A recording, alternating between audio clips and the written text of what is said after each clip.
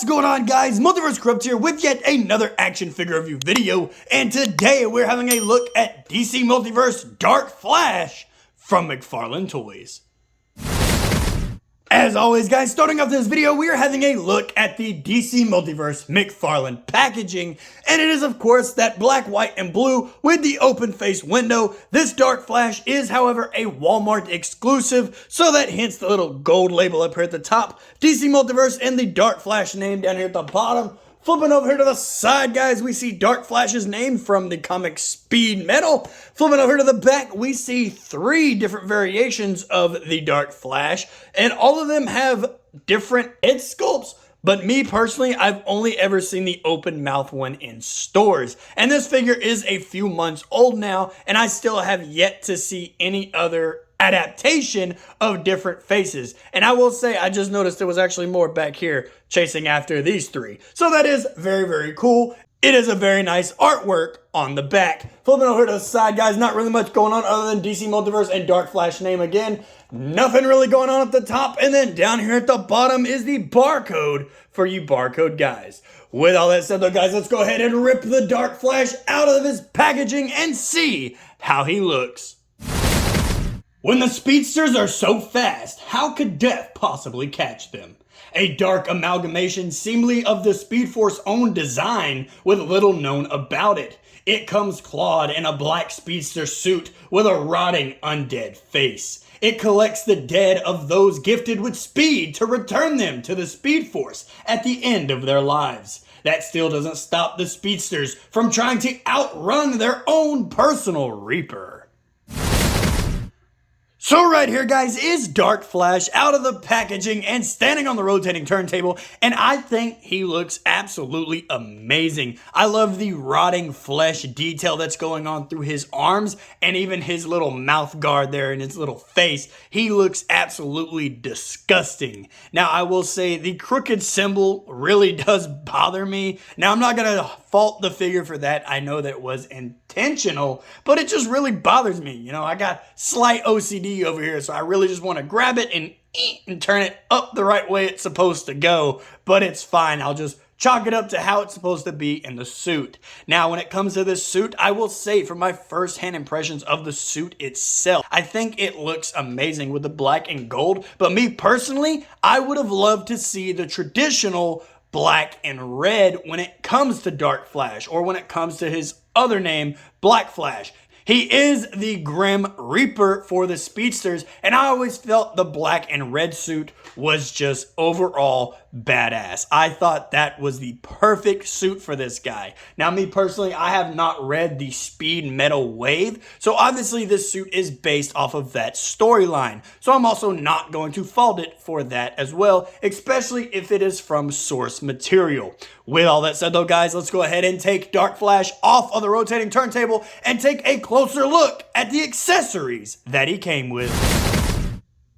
When it comes to the accessories of Dark Flash, guys, he does of course come with the standard McFarlane base with the DC logo just stamped right there on the front. Going over here, he does of course come with his own trading card, and it is the same image that we saw from the back of the package. Flipping over here to the back side, though, guys, we have the read up for the Dark Flash, so if you want to pause the screen and read it right now, always give you guys that little bit of a second. And last but not least, he does of course come with 2 different variations of speed effects. Now, once again, I haven't read the Speed Metal storyline, so if he comes with yellow lightning, by all means, that's fine by me. I'll look into it after I'm done making this video. But I will say, I always felt like the bad guys for the Flash should have red lightning. But I also know the red lightning is for the negative speed force, like with Eobard Thawne. So I guess if he is a made character out of the speed force itself, the yellow lightning will make sense. But I just love this detail for these lightnings, and especially since it gives us these little, like, this grabber that will easily wrap around his leg or his hand, and not like the previous Flash we just saw from Page Punchers, where I have to fight his freaking open hands to try to squeeze it through a little tunnel that they've made for the lightning effects. So I really do prefer this lightning effect overall where it pinches over, and I'm also glad that they gave us two different variations of it. It is completely different sculpts, and it just looks like it's going haywire, and it's just random. I absolutely love it. With all that said though, guys, let's go ahead and move away from the accessories and zoom into the figure itself to take a closer look at his detail. When it comes to the detail, guys, on the Dark Flash, starting off with his head sculpt, I think he looks freaking awesome. He is just a total mess, just disgusting.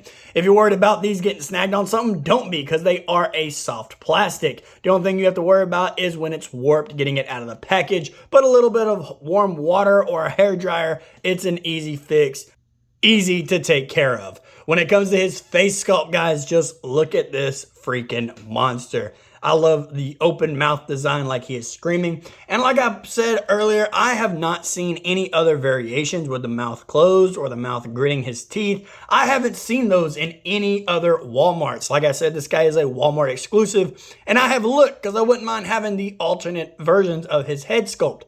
But I just have either had no luck finding them or they simply do not exist. Going down here to his chest now, guys, the thing that really bugs me is the crooked emblem. I love it, but it's just bothered me. I literally just want to grab it and PS2 that sucker and flip it to the other side. Just fix it right there. But I will just make do with it. Little squiggle line going down the side, a little lightning bolt going off to the side. It still looks good. Looking at the rest of the suit, guys, I am not a fan of the short sleeve. I don't know, it just kind of makes me feel like I'm playing the video game DC Universe Online. And you'll see people with the Flash costume with short sleeves all the time. Not a big fan of it. I prefer my Flash to have his long sleeves. I really do like the arm bracers though. I think that was a nice touch. Really makes it stand out for the figure himself just to look a little different. So I guess the short sleeves isn't too much of a big deal. Flipping over to the back, guys, not really anything going on other than this little pattern here at the back of his neck. But then after that, they just kind of leave it. It's just a blank black canvas that they didn't do anything with. Going down here to his buttocks, guys, still the same thing, and then all the way down to the legs. So this will be the last time we see the back side of the Flash. So if you prefer Flash butt, go ahead and take your little picture or your mental picture for later. Flipping over to the front now, guys, going up here to the crotch and the legs area. I really do like the gold trim that they gave the suit, and there's even a little bit of a design going in through the gold. I also skipped it up here, guys, going back up for a second. They put that same design that we saw on the back of the neck down the side of his torso. So I really do like how that stands out, but everything else is just kind of bland. They didn't even do anything to the front of the boots. There's a line here where they could easily have put some gold trim, but they did not. Once again, I don't know if he has gold trim down here in the comics, but for figure form, I just think it adds a little bit more flair where it looks 10 times better than what it does. So when it comes to the detail, guys, it's there, but it's not all the way there. It's just kind of here and there, if you will. With all that said though, guys, let's go ahead and zoom out from the figure and take a closer look at the size articulation and get into some size comparison. When it comes to how tall Dark Flash stands, guys, Dark Flash does stand at about, looks like 7¼ so we'll just round down to the 7-inch mark that McFarlane likes to do. Go ahead and take him off of his standing base here now, guys. A little snug, so you don't have to worry about this guy going anywhere from his base. And we'll move him closer to the camera to take a look at that articulation. Starting off with the head, guys, his head articulation does go all the way up, and it does go all the way down. And I actually just felt that his jaw is a soft plastic, so you can kind of get him into like a little munchy face. Once again, for the rest of the articulation though, guys, his head is on a ball joint, so it does swivel all the way around and get some pretty decent head tilt in there. Going over here to his arms now, guys, his arms do articulate all the way up like that. They rotate all the way around, and they do have one heck of a useful butterfly joint. He does, of course, have bicep swivel and double hinged elbows, and his wrists are on a hinge and ball peg, so they do hinge up and down perfectly, and they do rotate all the way around. No problems there. When it comes to his torso now, guys, his ab crunch does exist, so he can bend forward as well as back. And you know McFarlane Toys, they are all limbo champions, so we'll have to have a competition with that in the near future. Going down here to his waist now, guys, his waist does swivel all the way around. Legs kick forward about that far. They kick back about that far. Double hinged knees. And when it comes to his ankles do articulate down. They articulate up. He does, of course, come with toe articulation and that beautiful ankle pivot. Starting off the size comparison, guys, here we have the Dark Flash next to the McFarlane's Reverse Flash and the DC Collectibles Flash. And as you can see, Dark Flash does stand slightly taller than both variations. Jumping out of the DC Universe, guys, and going into the NECAverse, here we have the NECA Last Ronin Unarmored Edition next to the McFarlane's Dark Flash, and he does stand taller than him, but he's not that tall. Don't let that fool you. If we pan down here, you'll see that he's on his stand, so he's kind of cheating.